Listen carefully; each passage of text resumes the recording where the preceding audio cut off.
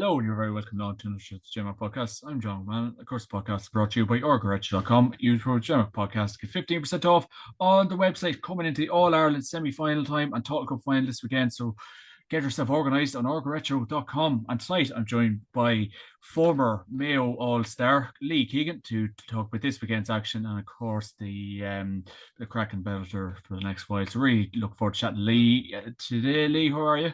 Good, how are you? Good, Lee. All good, thank God.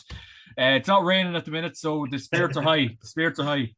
Come to the west of Ireland where we get gusts now that are like hurricanes, but yeah, it's okay at the moment. But I wouldn't be holding breath now for too long. As long as it stays dry for the weekend for the games, I'll be happy enough. Oh yeah, absolutely. I suppose you're enjoying the action at the minute. I suppose it's a completely different stratosphere for you at the minute. Obviously, the media from playing and bits and bobs like that. It is, yeah. Like I think the reality is you never replace that kind of buzz of playing. Like I'm still lucky enough I'm playing my club at a really good level. But just the buzz of, I suppose, playing county level with the lads that you troop with for so long, that's unreplaceable. And there's days you miss it, but that's just the reality. Like, I mean, I'd be a hard ass. I'd say I don't like, but I do, and I always love watching the Mayo lads in particular, see how they're getting on, and some of the other guys that I troop with. But I kind of made the decision firmly for myself, based on family and where I'm at and bits like that. So I made peace with that and decided then, as James Horan once said, he stepped into the dark side of punditry media.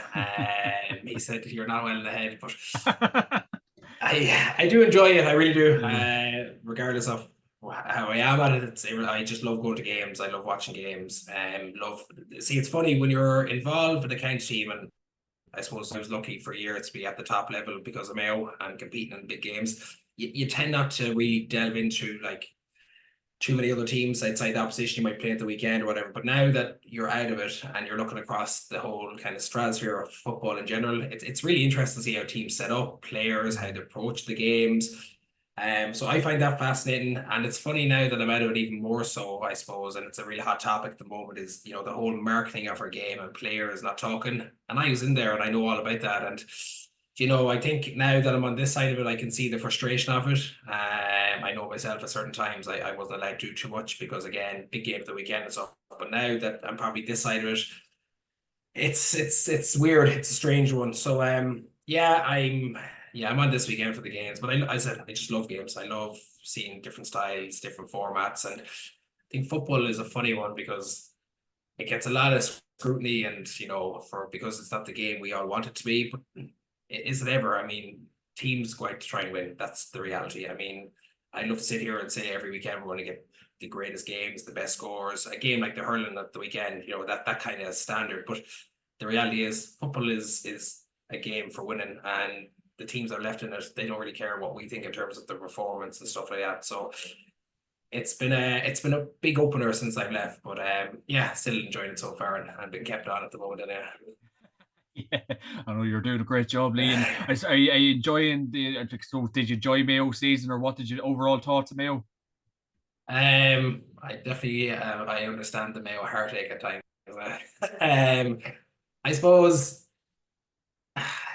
I did and I didn't enjoy it. I suppose I was probably a bit selfish that we played in the Mayo teams that were probably a bit mental. We were all go go go, and we always had a big audience in terms not just Mayo but around the country, because our games probably more than most would turn into a bit of anarchy. And I think maybe, and I got sucked in this a little bit, that we started painting this Mayo group as same as the older group, and they're not. They're a totally different group. They're a totally different stage in their development where they're at with new managers. So I think, along with myself, I was probably a bit unfair in them because we're not getting the same style that we once bestowed, because we don't have the same players. That's just the reality. But at the same time, I still think we're probably at a stage where we're more risk assessed than like where we're at. I think we can still express ourselves a bit more, and I think that was probably more evident in the Derry game when we got eliminated, because I think we started really slow, and it kind of summed up our year. I think that game in large portions. I think in the second half, when we upped the tempo for 15 minutes, we looked pretty good. Then we stopped again, and then I suppose, as Kevin McStay probably mentioned in his post-match interview, is that it kind of was. I suppose he looks back, he just didn't close another big game. You take the goal game, and look where Galway are now. you take the Dublin game, and then look, Galway beating Dublin then as well is going to hurt them, and then obviously the Derry game, they had that in their hands. So it was very much, and that's not a great tag to have going into next year, a team not close night games. So I find it good and I find it bad, probably a really mixed bag. So I think there's a lot of scope there for Mayo to improve for next year, if I'm being honest. And I don't forecast a lot of departures either, John, to be honest with you. Like I've heard Shane recent saying like he's loving football more than ever. So I expect him, and he's playing brilliant stuff. Killian might want to have a point to prove. He didn't get a lot of start time. I think he wanted to, write that. And then you add in the likes of Ryan, Tommy, Matty, all these kind of guys who are really good age profile. Mayo aren't a million miles away. I just think they need a couple of tweaks here and there to adapt to the better teams. And all of a sudden now you look at the Galways, the Donegals, Armagh. I know Kerry's been there regularly, but their opportunity is there in front of them now all of a sudden. So I think Mayo have great scope. I just like to see them tweak their game to suit the needs of some of their star players a bit better. So overall, John, to be honest, just probably a mixed bag overall. Yeah, absolutely. Yeah, absolutely well said. I suppose we can crack into the action this weekend, Lee. On Saturday, the 13th of July, you have the All-Ireland Senior Football Championship semi-final between Armagh and Kerry in Croke Park at 5:30. And of course, game will be live on RTE and BBC. So really looking forward to that this weekend. And obviously, Armagh first All-Ireland semi-final since 2005. Hard to believe in Kerry's semi-final for they've been in this position so many times in recent years, and be interested to get the job done this year. So I want to look forward to this weekend, Lee. Yeah, it's a fascinating game. You have so many sideshows. Obviously, Kieran Downey and their Armagh back room. Heavily involved with Kerry for years. Kieran McGeeney's track record against Kerry. There's a lovely little side stories there to it all. And I think it's funny. It's new territory for Armagh, but I think it's a great opportunity for Armagh in some regards, because if you take their quarterfinals the last couple of years, there was quite a lot of baggage there. And even with those, they're finally not getting over the line. So I think getting over that quarterfinal against Roscommon, albeit they weren't brilliant, don't get me wrong, but it was very much just about getting the job done. I think this is nearly like a brand new clean canvas for them in some regards, that there's no baggage here. They can go out now and they have a brilliant opportunity. And the thing I'm wondering more with Armagh is what type of game plan they're going to approach Kerry with the weekend. Like we know they're defensive, we know the retreat numbers back, but I think, we said it for years, a lot of people, the team that takes those kind of risks, and I don't know if Armagh are willing to do it, I think they have to at the weekend. They're the teams that inevitably are going to win All Ireland and these type of big games. So are they going to, I suppose, set up in a way to negate the likes of Clifford, Sean O'Shea, Paddy, and bring all those numbers back? And if they get turnover, and it was very evident against Roscommon in large portions, that they've no one to look up to. And it's quite easy then to defend as a result. So I loved Armagh, let the likes of Cherba maybe stay up top and cause a bit of headache, and throw the shackles off a little bit. I'm not saying go gun ho and get into a shootout. I think Kieran McGeeney's probably learned that more than most managers, which is brilliant, because it's a sign of a smart manager that the Monaghan game last year they got into a shootout. The year before against Galway in the quarterfinal got in the shootout and inevitably lost in penalties. So Kieran has tweaked that where they're more stable in defence, and they concede. I think they're the second best defensive team outside of Galway. So it's not like they're going to concede heavily, but I think they can express themselves a little bit more top and let some of their, more influential players express themselves a little bit more. And listen, Kerry will know that too. So, I mean, will he change enough to do that? That's the question. I don't know. Or will they really focus on trying to get the likes of Clifford and Sean O'Shea and these lads and get into, I suppose, another headlock of a game, and one that we probably won't enjoy. But what they said, Sergio, it's just all about winning these games. So. Yeah, and then I suppose as well as that, Armagh, like they kind of probably have gone into the shell in recent weeks, Lee, unfortunately, from the Armagh supporter point of view, and the blue Derry out of the water a couple of weeks ago, and like a lot of people are saying, like if they get back to that level and play that same way, they could really attack Kerry, but these semi-finals don't come around too often. More better than anyone else. I think they really will need to let the shackles off this weekend if they are to have any hope. I think so, and I agree. I 100% agree. I think they have the quality, John, to do that. That's the thing about Armagh. They have quality operators up top that can actually do damage. And like with the likes of Conor Turbo, who's in really good form, Campbell, who's come on and made big impacts, and Connaughty, who's been defined the season for me in terms of what he's done for Armagh, and not only from an attacking sense, but he's also a really good man marker if needed. Rian O'Neill in midfield, quite the last day, has huge scope this weekend. So Roy Grogan, a brilliant playmaker and a scorer. I just think, when you list those type of players and you feel that they're not playing freely enough, I think, from what Kerry did against Derry 2 weeks ago, I think Kerry are kind of set up to kind of take on that game plan Armagh might bring with the weekend. So I agree 100%. I think the need to throw the shackles off a little, not be reckless, but as you said, like they haven't been here in 15 years. It's a hard place to get back to. And when you're going through the bear pit of Ulster in particular, and they've had heartbreak there in the final, finally getting over a quarter final hoodoo, now is the time to maximise this opportunity they have.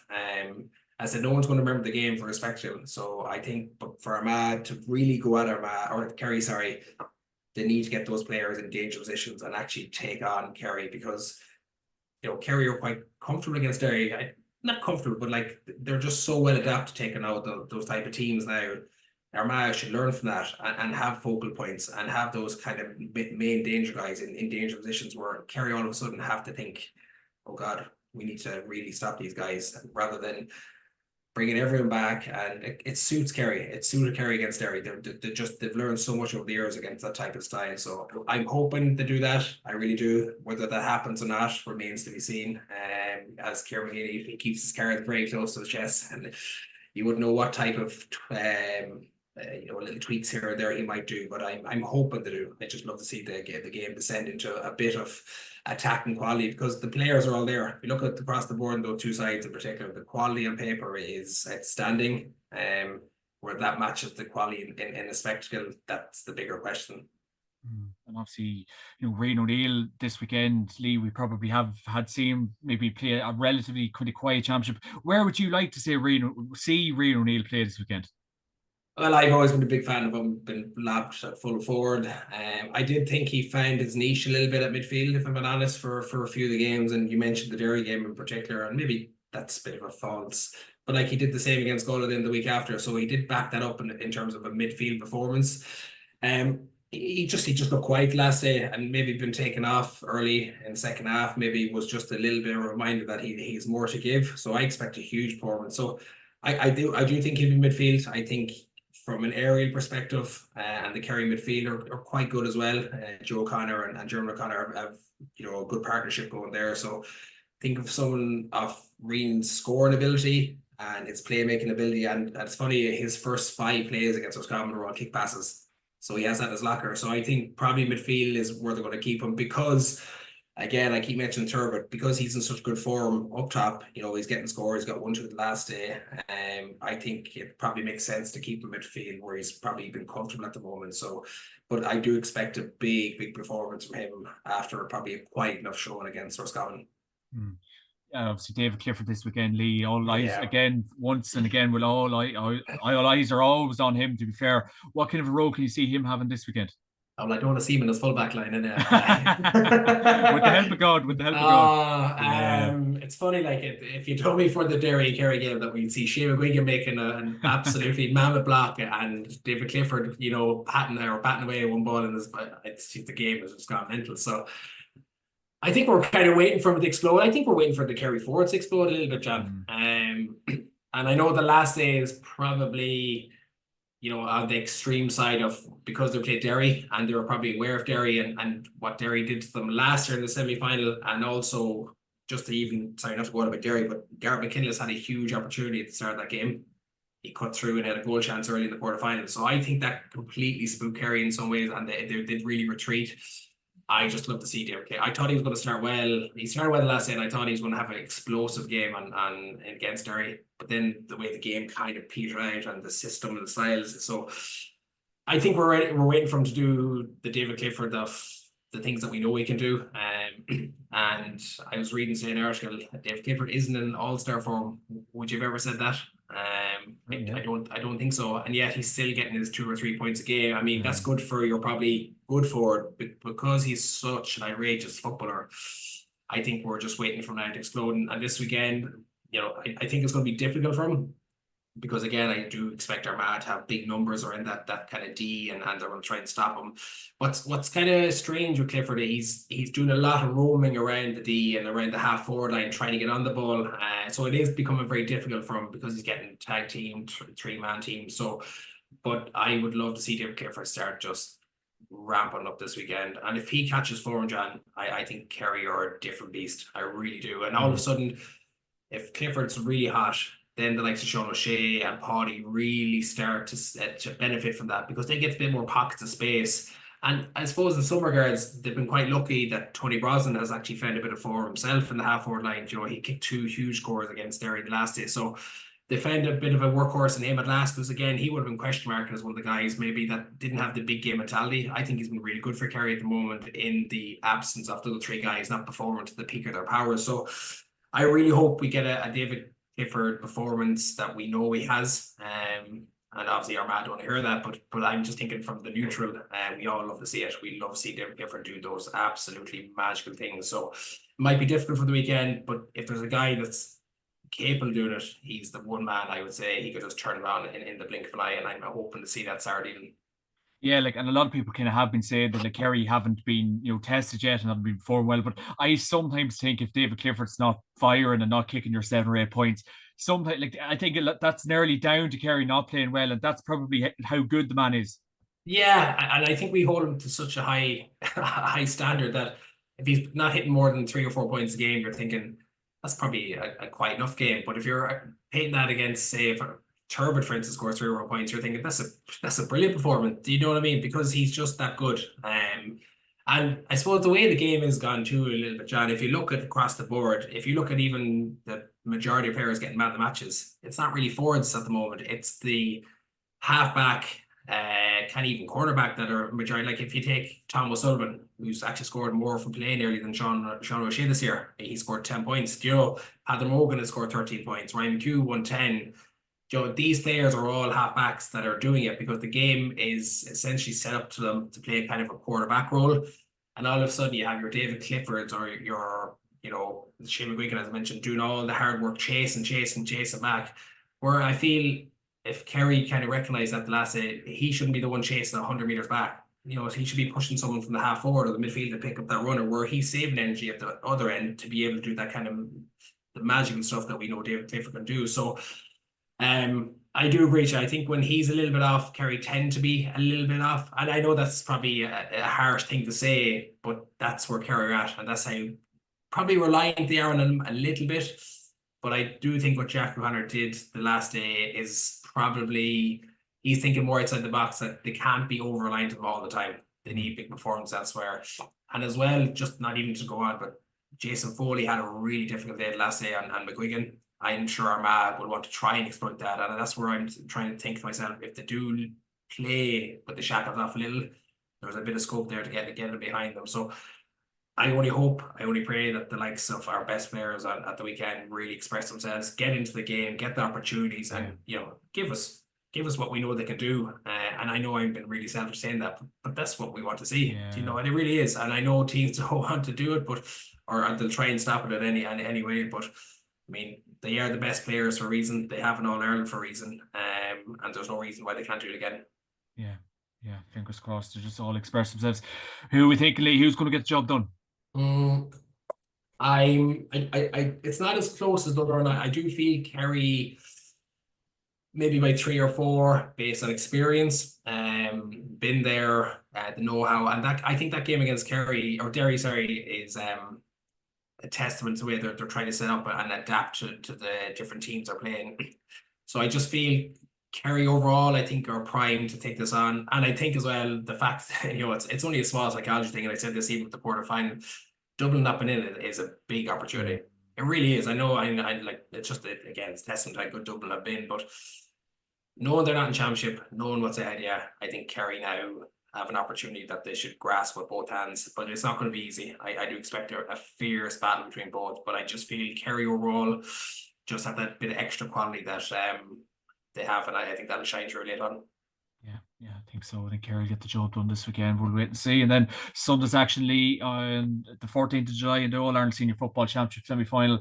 It's Donegal against Galway in Croke Park at 4 p.m. And of course, game will be live on RT and BBC. Supposedly, very interesting game. This one, obviously, Jim McGuinness has skinned the game with the Galway lads training before, and he did say after the game, the last day out, that if Donegal were to win, he'd love to see Galway win it. So loads of stuff going into this, and what's so impressive is after last year, Donegal are in an All-Ireland semi-final, and how impressive is that? that's it's just magical. Even when Jim came in the start of the year, I would not have foreseen. Firstly, them even winning an Ulster. I just thought they might be competitive again. Not only to that, they've won Division Two, they've won Ulster, and they're in All Ireland semi-final. If you had said Jim McGuinness would have done that in his first year back, I'm not so sure. And with this predominantly the same group that last year, so I think he must be the Messiah in Donegal because, or he walks across water, or he has them walking across everything. I think because he he's just brilliant. What really impressed me this year, Jim, was just even listen to him the night they got home from the Ulster final in Donegal, and it was like a pin had dropped. It was just him and the silence around listening to him, and that's where he's at. That's where he's held at. So he's done an absolute brilliant job, and you can see the way they play, the confidence they play out, and even when Cork beat them, it wasn't a panic button; it was just a reset button. And although, he probably got a bit lucky in terms of the teams they've played since, but listen, you can only be who's in front of you. So he's done a class job. Really big test on now this weekend. I always look at Jim McGuinness' team, and I had to come up against it long enough. They're definitely one of the most fittest teams I've ever had to play against. And just their athleticism, they never stop from minute 1 to 70 plus. So I expect that to be the case on Sunday, and I feel like they will want to go at Galway from the minute 1. Whether Galway obviously let that happen, that's a bigger question. But yeah, I've been really impressed with Donegal and what they've done, and it's they're on a bit of a roller coaster, and I'm sure they don't want it to stop at the moment. And what's really, really good, he does not hide the fact that he wants to win All Ireland.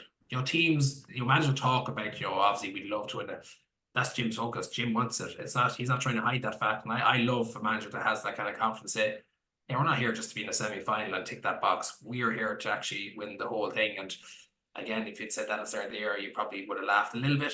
But now it's nearly a reality for them, and I expect them to do everything humanly possible on Sunday to make sure that continues.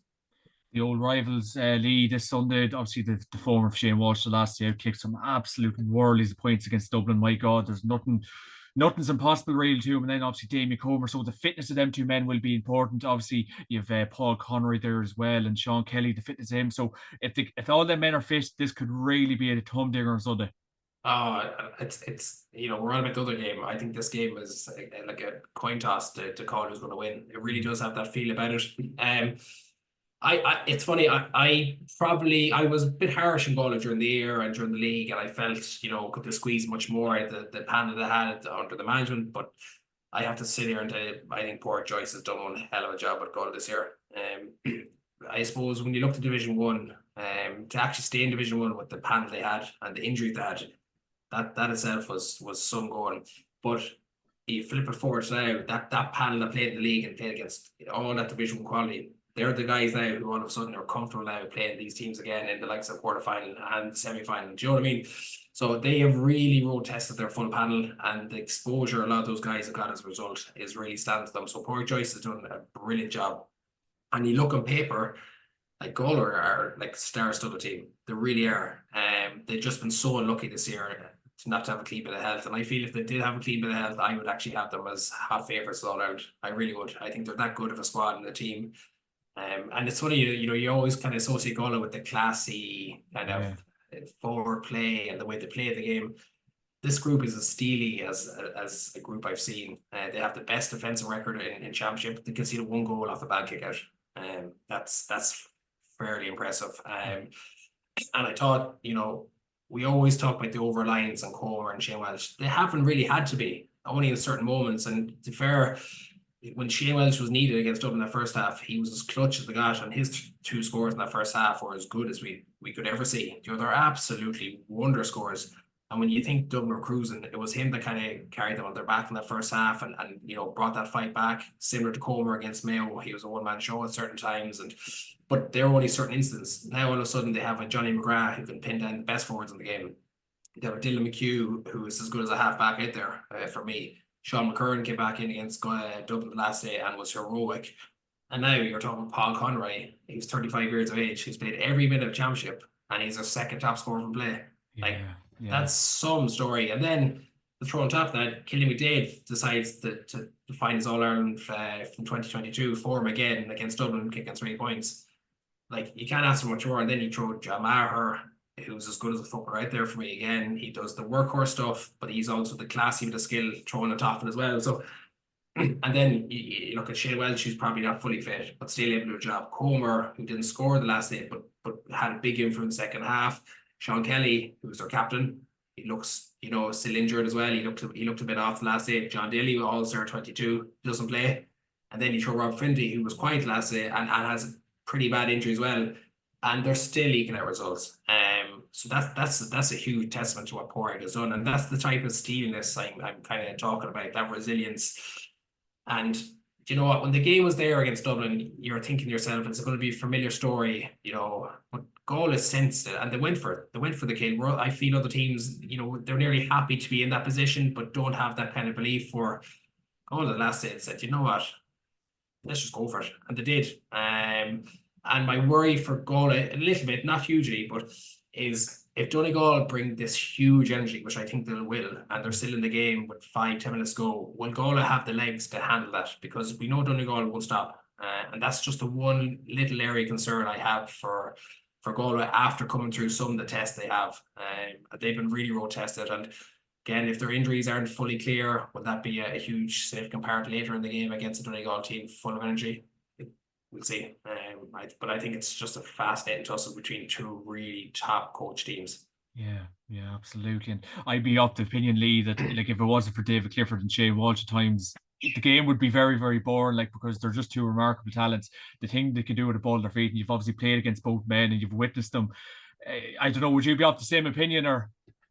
Listen, more so, I suppose I've been around longer with Shane, and I've marked him probably a good few times earlier in his career where I probably did a bit better. He was a bit younger, but as his years went on, he gave me some royal toastings.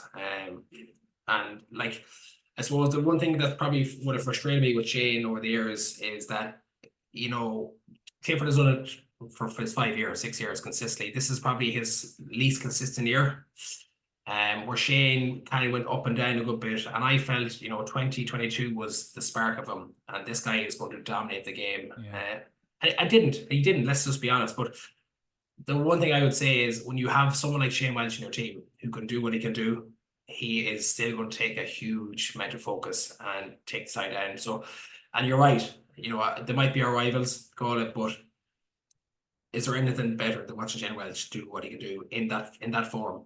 What he did against Dublin that first half, he's doing things we would only dream of doing as players, not let alone doing it. And the way he popped over those two scores, like there is two as good scores in Croke Park as you're going to get. That's been totally honest. And that's the ridiculous talent that guy has.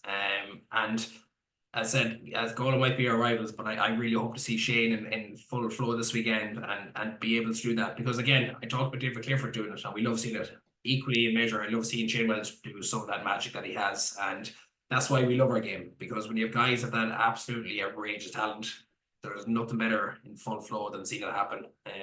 I just hope his injury isn't as serious as it looked when he went off. So yeah, he's going to be a big dog for them. But again, like I said, the thing for Galway is they're not hugely over reliant on them. But what I do think he does bring is a huge focus that needs to be brought to him, which gives openings for other players, similar to what David Clifford does with Kerry.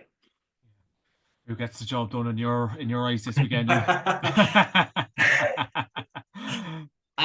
I wrote in my column today, I'm actually, and this, listen, it's a crazy hard game to call because I do think they're two of the best coach teams and the two best managers with them. But I just feel Donegal's energy levels might just by a point. But listen, this game is just on a knife edge, and I feel either team is a great opportunity. But reluctantly, I'm saying Donegal by one, and that's just for the Galway supporters. That's not me from a rivalry point of view. That's just me coming up with some form of conclusion because I'm really struggling with this. Really struggling with this game, so I am. Yeah. Like us all, Lee. Like us all. And I suppose last game of the weekend, Lee, on Saturday in the Tailteann Cup final, it's Laois against Down in Croke Park at 3 p.m. Of course, the game will be live on RTE. I think Down probably favourites going into this one, Lee. Yeah, probably big favourites too, John, if you're being totally honest. I suppose when I actually was covering the Tailteann semi-finals a couple of weeks ago, and I was watching the Laois Antrim game, which is a really good game. But then when you switched over to the set game, Sligo and Down, it had a totally different feel about it in terms of intensity, in terms of how the teams played, and just it felt like a step up in class. And in some regards, probably Down are a little bit lucky to be here because Sligo, who've been brilliant in that semi-final, the Nathan Mullen send off completely dictated that semi-final. So I feel for Down, I think this is their time now because I think Down are too good for Tailteann. And that's just where they're at. Like they played Armagh and Ulster this year and they only lost by a point. So I feel like they're very much up there with those teams, been competitive. And on the back of losing Tailteann last year and on the back of losing the Division 3 final this year, I think it's their time now to get over the line. And there will be a little bit of pressure on them because they are, I feel, big favourites. But for Laois, I think it's a brilliant redemption story for Laois in some regards because McNulty's come in this year, they've won Division 4. They've been really good in Tailteann Cup, beating Kildare. I know we can say Kildare have been shocking, but you would have still probably had Kildare as big contenders to get that done and then put a big performance semi-final. But for that Laois team, knowing what happened last year against Down, conceding 8-16, that's a big score against Down. So that's going to be in the back of their minds. But I just feel the quality Down have, the teams they played, of the quality they have, I just think that they have too much on paper. And I do feel they could win this game quite comfortably, if I'm being honest. I hope I'm wrong because it wouldn't be deserving for what Laois have done this year. I think they've done an incredible job. But just the quality of where Down are at and where they're going, I think it's really important for their development to be challenging the likes of those teams again. And I feel they just have too much quality, and I think they've learned too much from that Sligo game 2 weeks ago, 3 weeks ago. Sorry, so I feel that they go in this by 6, 7, 8, 9 points. If I'm being honest. Yeah, I think that's the general consensus. I suppose last two, Lee. Mickey Hart's left Derry, and who wins Sam? Which one do you want to answer first? I'll go Mickey Hart first. Yeah. So what are we thinking when you heard the news during the week? If I've been totally honest, I was a little bit shocked. I suppose Mickey being Mickey, and I played against a lot of his teams over the years. I would have felt. Listen, let's be clear here. Derry are still a brilliant team. Okay, they have brilliant players, and something has just malfunctioned since that league final. It's clear, whatever structure or what's happened in the camp, whatever. But I would have felt Mickey still would have seen enough quality there to even go another year and try and right those wrongs that happened over the 8-week spell that they had in championship. So I was a little bit shocked, to be honest. But listen, yourself, the whole Derry, Tyrone, clash and everything goes around it. And I'm sure there's a lot of pressure around Derry first and foremost. And I'm sure there's a lot of pressure on Mickey Hart himself. Is this the best decision? And obviously he felt it wasn't, and he feels that the group probably needs something a bit different. So yeah, a little bit shocked. And listen, it doesn't take away that he's still one of the all-time great managers, coaches, to do what he's done. So yeah, it's been a real hot subject for the duration. And I don't like any team going through what they did like Derry, because you gotta respect what they did, where they've come from, what they've done over the last few years with a Division 1 title. I know one thing, they won't be going for Division 1 title next year. It seems to be the curse of most teams. Mayo had it last year. So but to probably malfunction as bad as they did in the time they did, and with the quality they had, and listen, this is from a Mayo man that put us out of championship. You got to remember that too. So I just feel there's still a huge opportunity in that group. And obviously Mickey probably knows that, but he also must have felt as well that he couldn't bring them any further than what he did with them. So if he is, that's a fair decision, but I'm still shocked. But for Derry, I still think they're going to be there and thereabouts, and they'll see the semi-finals this weekend and have a bit of a regret because they're not that far off for those teams are for me in terms of what personnel they have there. But their appointment is going to be a big one, and who can take over and can they bring them to that glory? Because as I said, Derry beating Dublin league final, brilliant performance. That Derry is still there, I feel. I just feel they need to get a game plan now that's going to suit them. They need to tweak that, similar to Mayo. That's going to meet the needs of their players. And for Derry, they probably need to go get away from this whole sideshow story now this year, because it did become a bit of a sideshow story the whole year with Derry, I think. And that itself can be a huge distraction for the players. was obviously a big distraction for management, and trying to get those guys focused was probably difficult during that time. So for Derry, the appointment's going to be a big one, but I feel whoever does come in will have a great core group to work with. And All Ireland isn't the realms of possibility for that group. It really isn't, because they won back-to-back minors, All Ireland's. Their 20s have been pretty good. The structure are really strong in Derry at the moment. It's just trying to knit it all together now. But for Mickey, yeah, it's just an unfortunate event. The likes of Joe Brawley and all that seem happy, or Muggsy and Mickey be working together Sunday. So that'd be a bit of crack in itself. So I'm sure there'll be a couple of tough questions been asked there. Oh Lord, it's going to be interesting. I think the boxing gloves need to be out. You might need to be referee. Poor Murphy and Niblock will be busy and trying to separate. I think Phil McMahon's on duty this weekend. Philly'll sort it out. No better man. Last one, Lee. Who's going to win, Sam? Who's going to do it? I still think Kerry for me. If they get it right, I just think they're the best team that's there. I do think there's going to be a few bumps and twists yet.